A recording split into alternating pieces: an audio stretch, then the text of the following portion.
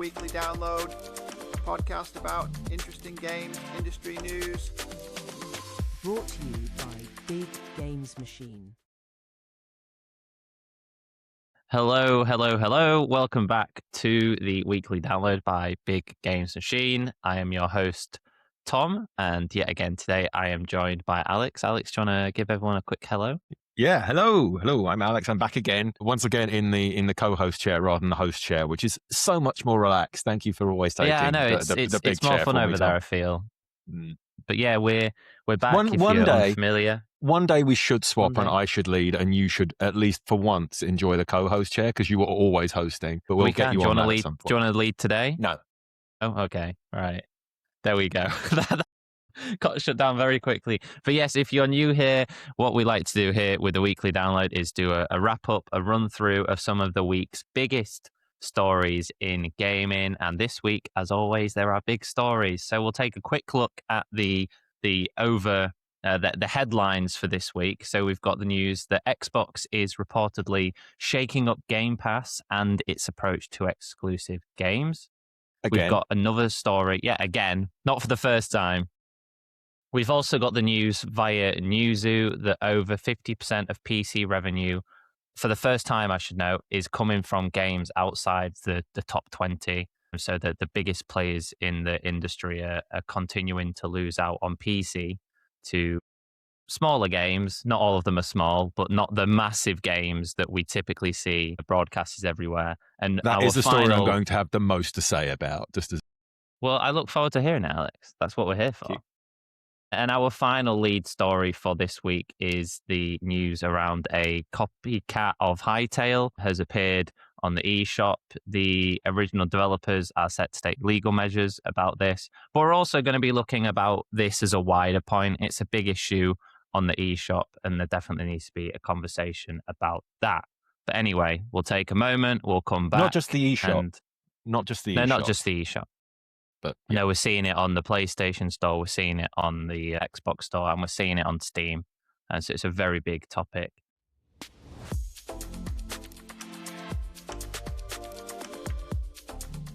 And we are going to kick off this week's episode with the story that is coming out from Xbox this week, that they're looking at shaking up Game Pass and, as we said, its approach to exclusive games. Now, this has emerged because of internal memos and comments from a few in-the-know reporters who have some inside information about Xbox, who suggest that Xbox itself is reconsidering its two biggest pillars, that being the price and the plans associated with Game Pass, as well as the future of platform exclusivity or lack thereof, which is, of course, what we see at the moment. Microsoft Gaming CEO Asher Sharma recently stated in an internal memo that, and I quote, Game Pass has become too expensive for players, and suggested that it should be a more flexible system and that it should be less rigid than the current tiered pricing. Also, to add to this, Jez Corden of Windows Central, who is a notorious voice of authority on Xbox, he has said that there's been, and again I quote, some very, very, very big discussions going on internally at Xbox about which games will be exclusive, which games will come to PlayStation and Switch. Something that isn't here is there's no mention of PC. I imagine whatever happens, especially because of Project Helix, that Microsoft will be considering PC and Xbox as essentially its first-party hardware. But that's the story. Alex, I'll open up the floor. Do you have any thoughts on this one? Yeah, I mean, the price jump was so notable when they jumped into it that it instantly made you think, okay, it's gone from being, if you buy one or two games a year, you're kind of making money off of Game Pass, to 4 AAA games a year, which when you look at what a lot of casual players look at is probably more than they would commit to. Like you hear stories of like, it's my FIFA machine and I have GTA, or it's my GTA machine and occasionally I get FIFA, and stories like this. And the moment you stepped outside of that and you're in this kind of weird place of, do I subscribe to Game Pass and get these and then play a bit more, or do I just buy the 2 games I want to play and then buy the lowest tier Xbox Live, I guess is what I would have called. Is it still Xbox Live, just the online pass? I feel so old. I'm not sure. Yeah, because they Part of me rebrand. thinks that it's all just one thing now.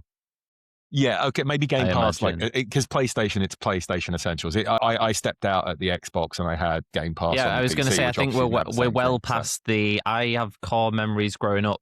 I was PlayStation all the way through. Always have been. But I have these core memories of growing up and having friends that were like, oh, I need like another week of Xbox Live, and there was like Xbox Gold, and I think it's all one thing now. But it is tiered, like you can just access. Yeah. Well, that's part of I think the issue, and I think this is one of the things that Asher Sharma has come in and is very keen to fix.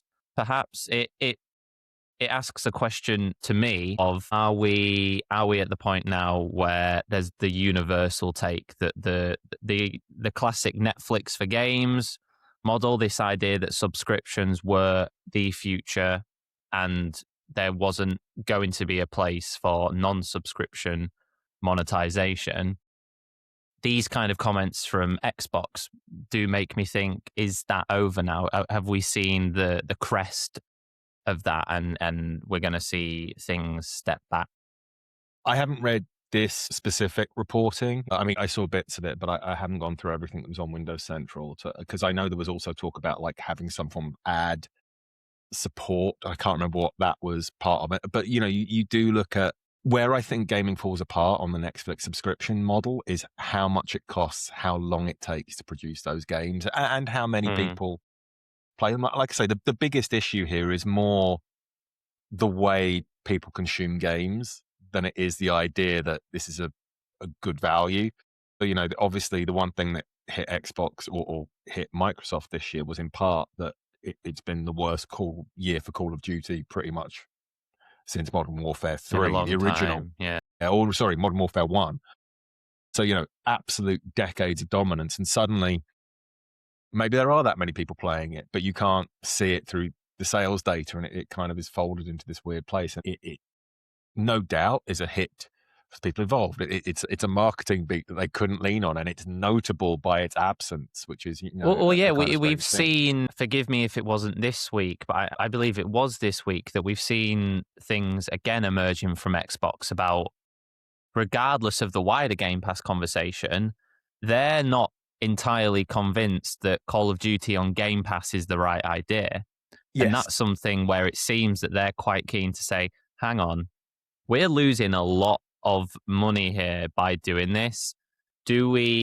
And this is why I come back to these things that Asher Sharma is saying internally, by all accounts, which is that we do need to look at Game Pass. Do we have a system where, you get these games day one, and that's how much this costs? But we cannot justify taking such a massive IP like Call of Duty. I know you've said that it had a bad year last year. A bad year for Call of Duty is still a good year for 99. Yes. Obviously, and I know you know that, but just to frame it. To be clear, yes. Yeah, just to frame it like that, it does, it really does make me think, okay, well then Call of Duty could go if you take that off Game Pass. What else goes? And then we look at the question of this exclusivity talk, which is, you'd imagine that if Xbox are looking to bring exclusives back, I wonder, and it's something I've made a note of in the show notes for today, will we see something like Sony have done, where the big multiplayer live service games still arrive on all platforms, but the prestige single player games, and I noted Starfield down. Obviously, the irony being Starfield has launched on PS5 and yesterday got rated for Nintendo Switch 2, so Starfield wouldn't be one. But will we see a Sony-esque swing back to protecting IP and making Project Helix appeal to people because of its exclusive? Maybe. Yes, no. It's a big question. I think there's something in there where this is part of the reason to move back to exclusives would also require them to rethink what the PC element looks like, because obviously there's this kind of idea that it's natural fit. You put them on the Windows Store, and that's where you also have access to Game Pass, or you're buying Game Pass there. But a large reason, PlayStation obviously has essentially the same offering. Yes, the day one exclusives aren't there, but pretty much, if you're wanting to wait 6 months to a year, pretty much all Sony first-party games are on their top level pass. They've, I think, in Or this even their month's- mid-level piss. Yeah, in this month's one of the monthly games, which is the lowest tier, is the remaster of Horizon Zero Dawn.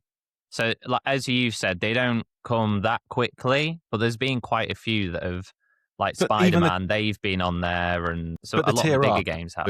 includes like the bigger Even games as more. well. Yeah. Like a lot of first party. if you've got to wait a little longer, it's that day one element that maybe Xbox has to remove that. And day one, you're not going to get access to everything. We're going to drop that pricing down there, and then people who need that day one access will either buy Pay it for it. day one, obviously, but also but then you do have to bring down the price of Xbox Live or the Game Pass, because that's Well, it's hard what to just. the I think deal it's was. 30 now, isn't it? I think last Yes. year it was 50% the increase. Yeah. Which I do think was them looking at Call of Duty and being like, oh god. Yeah.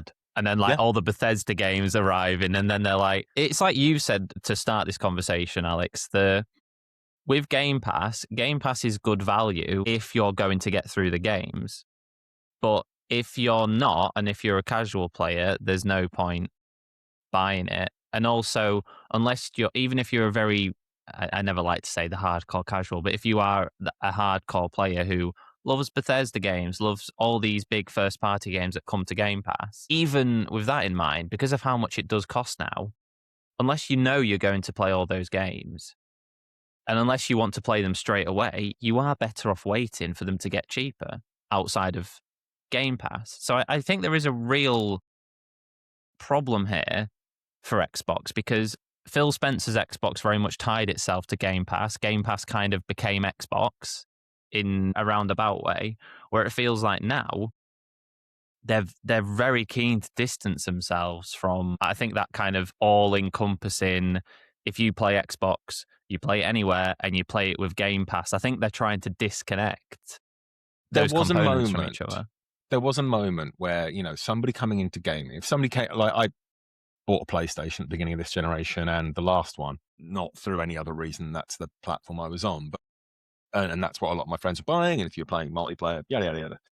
But some people ask me, like, what should I get? And for a while there, I was like, you should get an Xbox. Like, for 10, 15 quid a month, you have access to this massive library of games, especially if they have kids. You can dip in, dip out, like, whatever's up that they're probably going to have access to, and you don't have to worry about games then. Yes, but when you put the price up to where it is, it becomes a tax on having an Xbox as opposed to an amazing value add on having an Xbox. Yeah. And that's a real big shift, especially and I guess that's the other side of it. The kids aren't going to play all those games for massive amounts. Neither are they really going to get the most out of those games. But having access to dozens of games allows people to jump around. When you get I'm bored, it's like, play a different game then.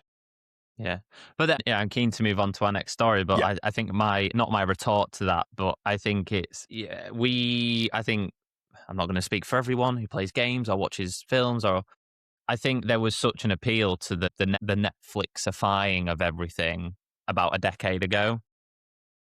And now I think, and it's the same with something like Game Pass, it's okay, as you've made the point of, you can play so much stuff. I go on Netflix and I look at 95% of the stuff in the Netflix library, and it's not a question of quality, but it's like, I'm not interested in most of this stuff, so it doesn't really matter what there is. And I don't think that's the same issue for Game Pass, but I think there is, and it's the same with Sony. Obviously, Nintendo have an approach where they don't give you new games, they give you all the retro stuff, which is an appeal of itself. But it is the same with Sony, where there's all these games I can access, but I've got like an hour a day anyway.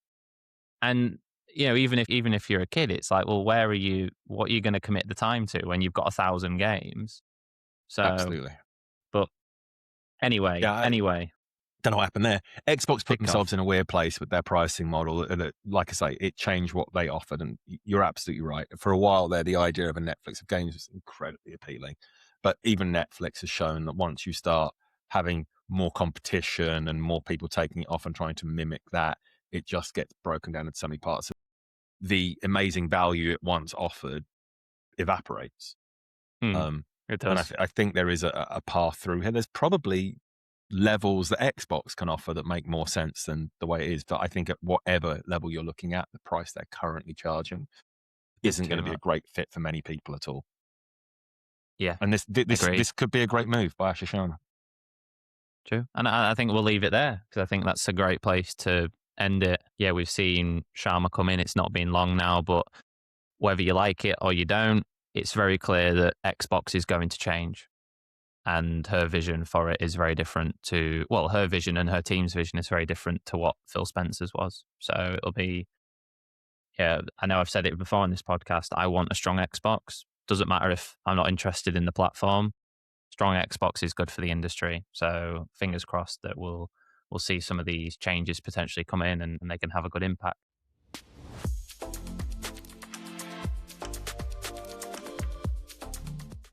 And welcome back.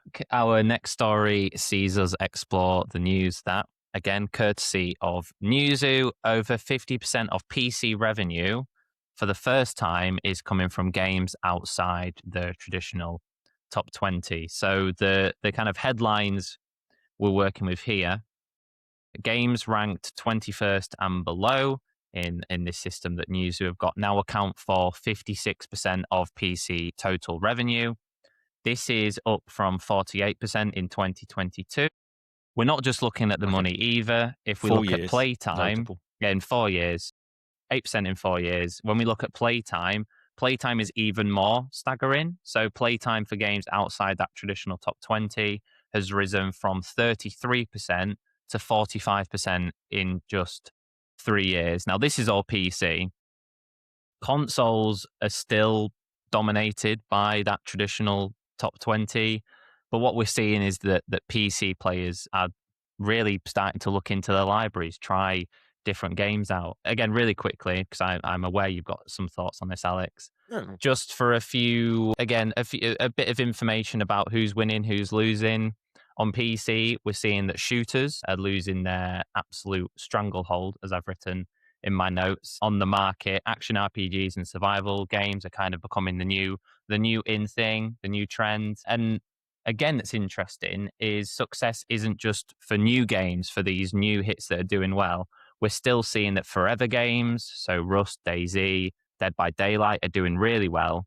And something else that is the fact that games like Cyberpunk, Elden Ring, and even Skyrim are still generating more revenue than a lot of newcomers who want to challenge this top 20. So, and they're kind of making up part of that 56% for some context. And I think that's one of the things you're going to discuss, Alex, but I'll open the floor. What are your thoughts on this? Well, I don't know if we should be doing a victory lap for these games outside the top 20 or still commiserating is kind of where I sit on it, because we know how many games were released on PC in that same 5-year period, and we are talking many. I think we'd be in the hundreds of thousands in that period. Is that right? Or is it 20? It's a lot yearly. I think we'd say probably like 70,000. Yeah. On Steam is probably like conservative for Steam. Yeah, conservative for Steam, let's say 70,000. Let's say, pulling a number out of the air, but I don't think that's... To me, what I think is interesting is this is less about, and we've seen it a few times where it would be like, indie games are all of a sudden making all the money in the world and no one cares about AAA anymore. That's obviously not the case. I do think, though, it's interesting that, so if we're looking at games outside that top 20, the biggest ones in that 20 will be the big live service games, won't they? It'll be if we're looking at Steam, it'll be Counter-Strike, it'll be, as we've said, some of these games like Rust, DayZ, these games that kind of soak up players and have done so for years. So I think there's a positive there in the fact that the revenue isn't just staying with those games. People are playing stuff. I'd question, and I'm sure this is what you'd question as well, which games are they playing then? Because we've got here that the games that something like Cyberpunk it's old, which is why it's outside that top 20. It's not as if CD Projekt Red are all of a sudden this flourishing new studio, this big underdog. And I'm sure that when the new Witcher comes out, it will very easily be in that top 20. But yeah, I think there's still a win there. I should say, to redress this, we might have over-egged it. It's probably close to 40 to 50,000. Just pulled up some numbers quickly because I don't want to completely misrepresent that. My dyslexia moving some commas within the numbers that I was thinking We'll allow of. it. We'll allow it. Yeah. But even then, if you're thinking of like top 20 games in that, the number of games then vying for what is now, 56% of the market that are also within that, competing with, as you say, Cyberpunk, Rust, Silksong. I think it doesn't, and I'm sure for the games in that top 20 that the reduction that they are therefore seeing is perhaps a little more worrying, because what you're looking at is a shrinking amount of profit. How much can we invest in making our game hit that top 20? But, that does come with the benefits. 8% is a lot. It's a lot. The market, it's a lot. The gaming market, actually, again, because this is since 2022, I don't know how much the market's grown in that time. Like, I don't, if it was year on year, I'd have more in kind of my mind as to what that growth looked like. But that is I suspect that's more worrying for the people in the top 20 than it's more worrying for the people in the top 20 than it is good news for the people below that. Yeah, because the level of growth in terms of number of games releasing is increasing at more than 8%, whereas the amount of money coming in isn't going up by that 8%. I think that's why, to me, the playtime is almost the more interesting data here, because I think we've seen that the meta, the way to get that success, the way meta approach to doing well has changed a lot. And I think that I look at this playtime jump being so significant, and I think probably a lot of that will be not in those bigger games that sit in people's backlogs, but some of these newer, something like the Friend Slop, the explosion in the kind of co-op, really simple, really easy to engage with games that do really well on streaming platforms. I think that's probably something that comes into the playtime. But I think if we then, all of this has been about PC, if we go and compare this to consoles, PlayStation revenue in 2025, 38% of that was from those lower ranked games outside of the top 20 on PlayStation. That's a 5% rise from 2022. So still, it's not grown as much as the PC has. It's still lower. The growth across that time is still lower. But interestingly, on PlayStation, playtime, 32% rise. So it's lagging behind with revenue, but we're really seeing an explosion in players moving out of those big games on consoles to a much greater degree in terms of where they're playing and the time they're putting in. Xbox, in comparison, 12%. That's the revenue for their non-top 20, which on the surface doesn't look great, but we've spoken about Game Pass today. I think that Game Pass is making games visible, these smaller games visible, but it's not necessarily converting into sales. But we won't speak about Game Pass again, because I think we've already spent too much time discussing Game Pass. But I'm sure there's going to be more data that is kind of pulled from this. And it might be something we revisit as that comes out, because I haven't read through the Newzoo report yet, even though you gave me a full hour's warning of what today's talking points were. I had other things on. I've not read the whole report. I've not read the whole report. It's like, how many games does being in the top 20 account for? It can't be, I doubt it's the top 20 for the last, it must be rotating a bit, games that have entered that top 20 in that time. But by the same metric, we know that the top 10 nearly always report the same 8 or 9 games. Yeah. So it's this weird place. I remain thinking, like, it's great. Like, any inroad you can make to add diversity to the market is better for everybody at the low end. But I still think that's massive dominance when you're if you're looking at the top 20, let's say in total, accounting for, let's be generous, 50 games over that period of time. That's still a fraction of a percent of the number of games released. And yes, we're talking about a lot of money. I think that it's an impossible thing to solve, though, isn't it? I think the reality is, and I don't need to tell you this, Alex, I don't need to tell anyone, the reality is that the most played games, the games which make the most money, are going to continue to be, in most cases, legacy titles that are live service or have enough of a pull to keep people engaged with them. You look at, not that World of Warcraft is part of this conversation, but as something, an example, you look at something like World of Warcraft. It's 20 years old at this point, and it's still punching more than. I'll go with 20 because then it sounds, I'm not going to look when that came out. It holds that position and nothing's really going to compete with it. But I think, to wrap all this up, I think it's great that we are seeing that, that those games that are concentrated at the top, doesn't matter to me as much where that revenue's going.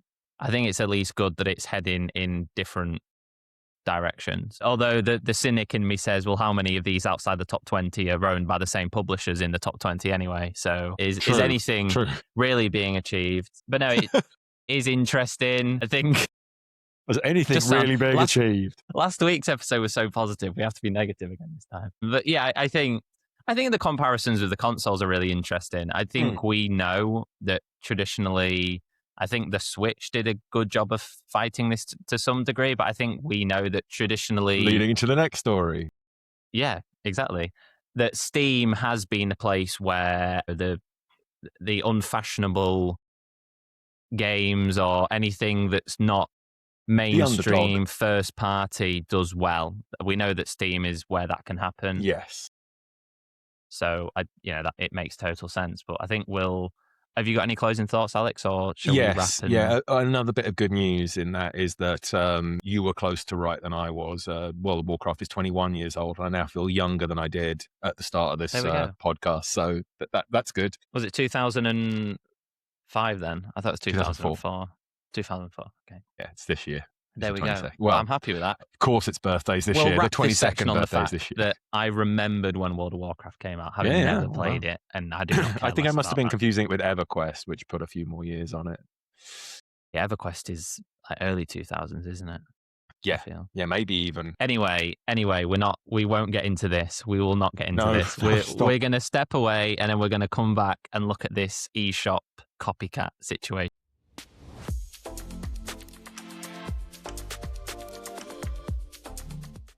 Okay, our final story this week is the news that a copycat of Hytale, which launched earlier this year, of course, the former Riot Games published, now independent project, a copycat of that has been released on the eShop, and the original developers of Hypixel Studios have confirmed they are set to take legal measures. So, some background on what we're dealing with here. A game called Hytale Sandbox RPG appeared on the North American eShop. I confirmed it's on the European eShop as well on the 10th of April. Has absolutely no affiliation with Hypixel Studios, the real creators of Hytale, which is only available on PC, which is, I think, a point we need to consider. The developer of this copycat is listed as Rovi Ninen. The store page uses key art and a title that's clearly designed to trick fans. If you go and look at the key art, it is framed in the exact same way as the key art for Hytale. So very deliberate what's going on here. But the studio founder, Hypixel Studios founder, Simon Collins Laflamme, confirmed on X that their legal team is already moving to have it pulled. Now, Rovi has a history of asset flipping and cloning trending indies on the eShop. They've done it before with Mage Battle Arena, which is a clear clone of Mage Arena, as well as Coin Pit, which is a direct clone of Clover Pit. Again, both of these yet to come to Switch. But all of this, to me, raises questions about Nintendo. Of course, it's not just Nintendo. We know that PlayStation have this issue, Microsoft do. But the certification process... And mobile. Like, we always talk about... very prevalent on mobile. It's everywhere. We're seeing a lot more stories now about it, but for years there's been this constant stream of clones, copycats, whatever you want to call them, and other similarly styled shovelware filling up the digital shops. I mean, it goes right the way back to physical media. Like the swarm, and this is kind of shifted, and we always talk about like when games are released and things. And not to do my old man bit, but like when I worked in Game and Game Station, you'd see at this, Christmas window, you'd see all these games come out that all had not similar names, but like Medal of Honor, Call of Duty. They kind of fit into a mold. The joke was always the grandparent comes in, that point when grandparents might not have had an Xbox, whereas now that can be a thing, would come in and be like, oh, I need the war game, and Medal of Honor is close enough to Call of Duty that maybe you get bought, the wrong one gets purchased, right? And it's that kind of, and it sits in that Hey, same let's not space as something that disparage Medal of happens. Honor though. I used to I'm love the not. Medal of Honor game. Well, the later Medal of Honor games were a problem. The early ones actually surpassed. The first one was yeah, I do Steven not. Spielberg did the direction for the I don't condone any stuff. Medal of Honor game released after the PlayStation 2 generation. Yeah, I need that on the Warfighter record. and that lot. I had to do a review of one of those when the day one patch was necessary. Anyway, we're completely off topic there. But the change in that is that how quickly the games can iterate. With a lot of game engines now, it's quite easy to quickly get out something that looks similar enough. Because Medal of Honor was of a quality. Even with my joke about day one patches being necessary, it was still the quality to get out there. To get onto a digital storefront with something similar enough to trick somebody into grabbing you and to have that money grab is now a far lower barrier, with the quality of what you're selling being equally that much lower. And that's where some of the problem lies. And I remember It does just make me think though, where are the platform holders? Like, how are these not getting stopped? Because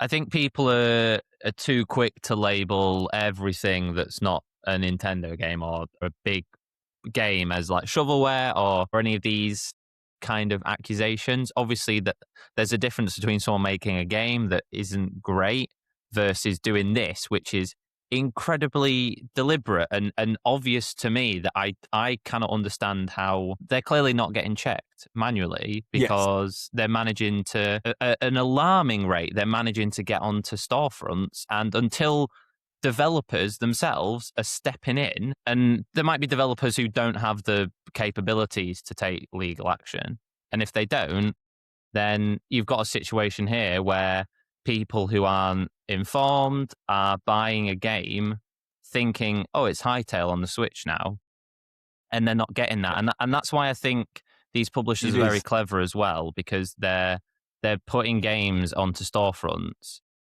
when the real game, to say, isn't available yet. So if anyone is interested in it and they make a small mistake or they don't check, they think they're getting this game because it's not available on their platform, and they're ended up with something that's, I can't imagine that Hytale Sandbox RPG is a very good game. Well, again, we don't know. I think that you've kind of hit the nail on the head in that essentially these guys flew too close to the sun. But they could have lightly changed a few bits in there, and it could be like, okay, we can see you're ripping it off, but you're not damaging. In fact, that's the issue, I suppose. You're not damaging the actual brand by having the same name. I know when this story came up, we discussed that the old story of the Switch game that looked like The Last of Us. Yeah, and the Last Hope, I think. Yeah, The Last Hope, which ripped off the kind of visual style of the pack art and was an absolutely awful game by all accounts. But at the very least, it sat in a grey area where we should take it down because it's useless and Sony have enough money to go after it. But that it wasn't damaging a brand in the same way that this could be if it's really, really poor. Clones are common. Some of it's shovelware. I think most people in the industry know that at some point you're taking ideas from somebody else and iterating and improving or polishing or combining. So you can't start saying like clones are inherently bad. But yeah, there comes something when it's this kind of fast turnaround. Yeah, when it's energy. So egregious.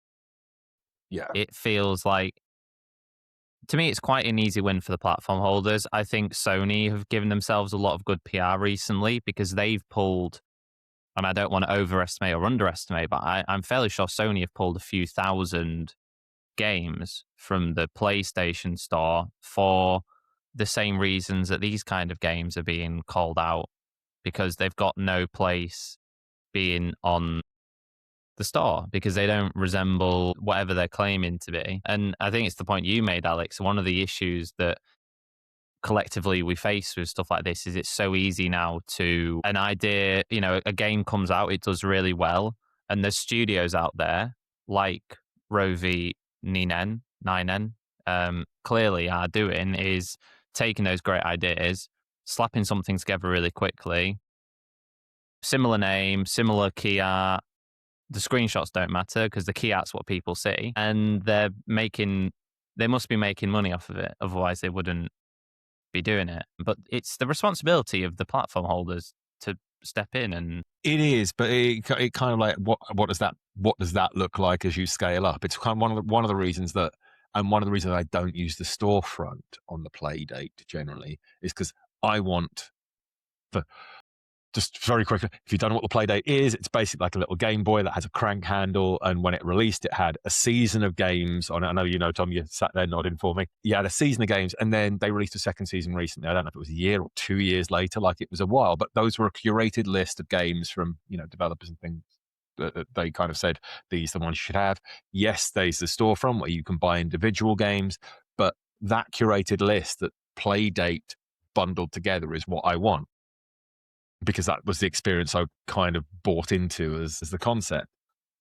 Platform, and that used to be kind of what the platform holders were to an extent. Like at least, because you had to go through the physical media element, which meant, there was a certain level they needed to get a license to be able to use all of the bits to do that. The moment we went digital, that all kind of initially was low, and then like XBLA came along, lowered the barrier, and Season of Arcade, and now there's no the barrier floodgates now, are is open. there? Yeah, the floodgates are open. Like how do you stop that? How you're there do with you... your Playdate crank trying to shut it. Get that gate shut. Yeah, on top of on top of everything, like where do you draw a line? Like, is it too visually similar? Is it that the game's bad? Is it that it's a complete copycat? Like, it's such a hard thing now for any platform holder to have any kind of real control of when you see so many things coming in. It is. I think this is a good example, though, where it's so clear what's happening because they have history. I think that it's almost like if you were smarter about this and you were doing this under different names and such, it wouldn't be that obvious. But when you go on this publisher's eShop profile and every single game that they've got, you can chuck it in Google and be like, okay, what's the actual game? And then the real one pops up. But maybe that's it. Maybe like what PlayStation did recently, or Sony did recently, it has to be retroactive. Like, it's like, okay, these games have really low reviews. The storefront is an absolute state. We saw this retroactively, it comes down. I don't know whether that means it remains in people's libraries and it's always there to download if you want it there, or if you can't, unlikely you can refund it, because obviously you've got to be taking money that's already been spent and taken by the developer. But like maybe there's something there, because the storefronts are becoming more and more unwieldy. And I mean, you made the point with the Playdate, but I don't think many people use. I think the PlayStation Store is quite good. Obviously, Steam's great, but in terms of like the eShop, you've got the stuff that's on sale, and then there's no real attempt to filter it. And I think they clearly, with the launch of the Switch 2, wanted to try and do it better. But the problem is, you're still seeing. They have. But you're still seeing all the Switch games anyway, which is where all these are coming from. So it doesn't feel like a great solution, really. But we'll see how this develops. It'll be, I think, if Hypixel come out of this as with a victory, I think it will give a lot of other developers the confidence, I guess, to try something similar. Yeah, which would be good. And like we said, the platform holders have a role here, but that's in the ideal world. I think the reality is that a lot of this is going to have to be studios complaining when they see it. Yeah. And seeing how people respond.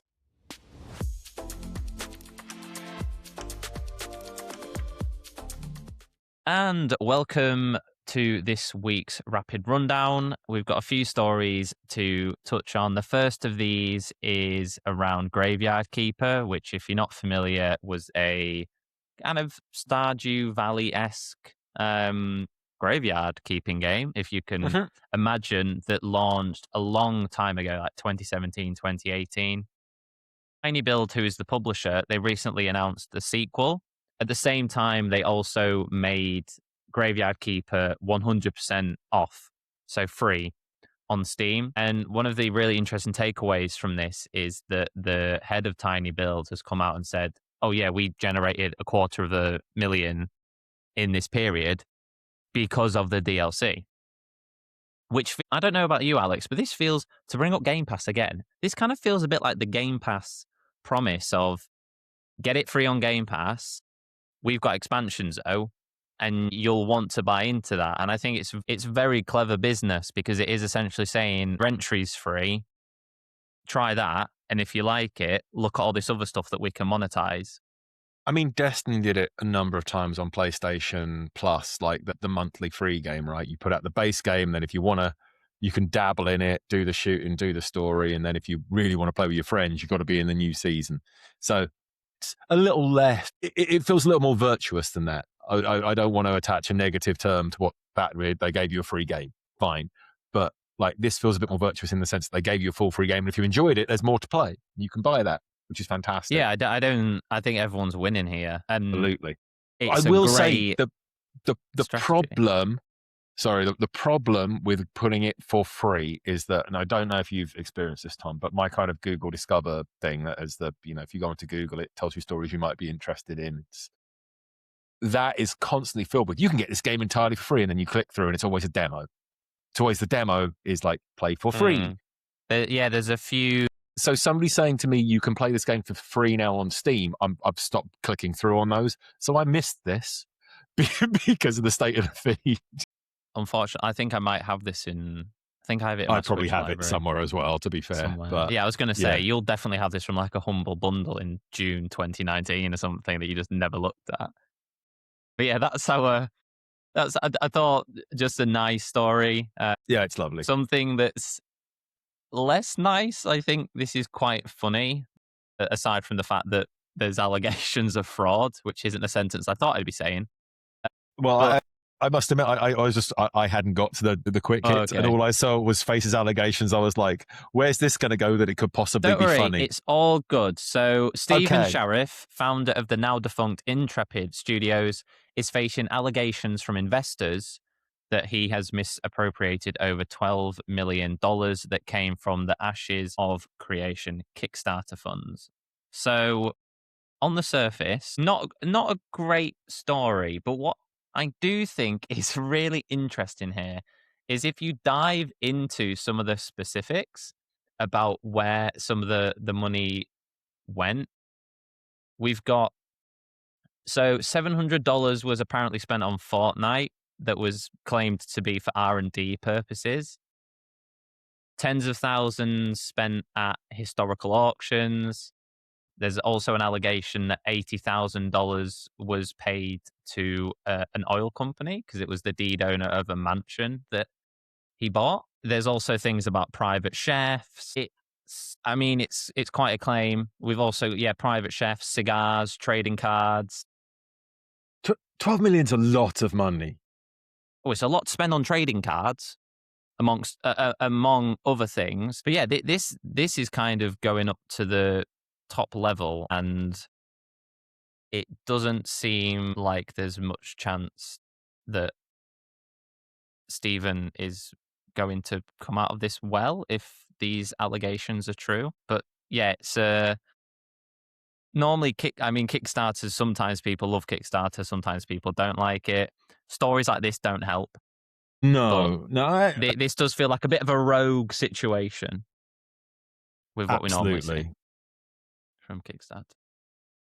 Yeah, it is not just Kickstarter, I think. I think some of that must have been from investors as well, because the Kickstarter's fund did not total 12 million, which is probably where the investors have a lot more to say about it. But no, Kickstarter had, obviously the issue with Kickstarter is that you're backing it before there's much to prove what's there often when it comes to games. People are looking to fund development. We've seen that blow up on both ends, people getting too much, people getting too little, not knowing how to do everything. But I think in this case, I mean, the game's out. Clearly, Yeah, the game is out. I feel like Kickstarter's incredible. Like, they got so many backers. They obviously drove it through. And I suspect, had the game been better, because looking on Steam, it's overwhelmingly negative and mostly negative in terms of its reviews. I think had it been better and made that money back, the investors would have had a bit less to say about the fact that we can't sure quite crack the 12 million. For the record, 'cause I think we need to say it, this is Stephen Sheriff denies all these allegations. I think when I looked through the PC Gamer article, what I found most fascinating was that the original source for this news has compiled all of this data into a Google sheet. So we will share the PC Gamer article. If you want to go into the PC Gamer article, you can open a Google sheet, which has every single one of these charges in. And when you were talking, Alex, I did look to see if I could find the Fortnite ones, and they are in there. So I don't know. Yeah. I wonder if that's like one of those situations where you're like, you buy something for yourself, and then you're like, oh no, the Amazon account was still on my company card. Oh no. That's not a travel expense. Not more V-Bucks. But yeah, it is what it is, isn't this? Keep in mind, those V-Bucks are now worth more since Epic changed True, it. so maybe it was an investment. An investment into V-Bucks. Yeah. Potentially. Anyway, we'll wrap there. But yeah, two very nice stories this week. I think overall, maybe not quite as positive as we were last week, but I think last week was very positive, and I think we've still been largely quite a nice week. Yeah, a few interesting stories. Things moving in the right direction, mostly. Yes, there's still questions, but the right direction. There are, but on the whole, some nice news. I think for me, I'm very excited by the Xbox stuff. I know I said that when we did our big episode on Xbox. I'm really excited to see the direction Xbox goes in. I'll still never buy one, but I'm excited. I bought an Xbox. I bought the original Xbox over a PlayStation 2 and was very happy. And then never made choice. That mistake again. No, I bought the 360 before I bought the PS3 as well, and not just because they were both out when I did that, because I know the PS3 came. But although I ended up having to have 4 Xbox 360s, and I still happen to have my PS3, but no Xbox 360. So maybe that says something. Maybe. I pointed up here because my PS3's sat on a shelf. Yeah, I was going to say that's out of shot, so we can't see that. But we're just if you just picture right there where Alex is pointing, there's just like a shiny. God, you can grab, but that will. Oh, he's grabbing. He's grabbing the PlayStation. Let's have a look. Well, there we go. Look at that. That's beautiful. Yeah, it is beautiful. There we go. Frame that. And that's where we'll wrap things up today, with Alex showing off his PlayStation 3 like an auctioneer. Thank you, Alex, of course, for joining me today. Thank you, everyone, for listening. As always, if you want to read more on these stories, you'll find the links to everything that we've mentioned and spoken about today in the description. If you've enjoyed the episode, be sure to like, subscribe, and share wherever you are, wherever you're listening, whether you're reading, whether you're listening, whether you're watching. If you are somehow reading, thanks for reading. But on the topic of reading, if you are interested in seeing this in a more readable form, we have our weekly download newsletter, which is available via LinkedIn. We also have the daily download that you can get Monday to Friday. All the links for that will be in the description below. Alex, before I say goodbye, have you got any final comments you'd like to share? Nope. No? Fair enough. Nope. Well, there we go then. Thank you for tuning in, and we'll see you next week. Goodbye.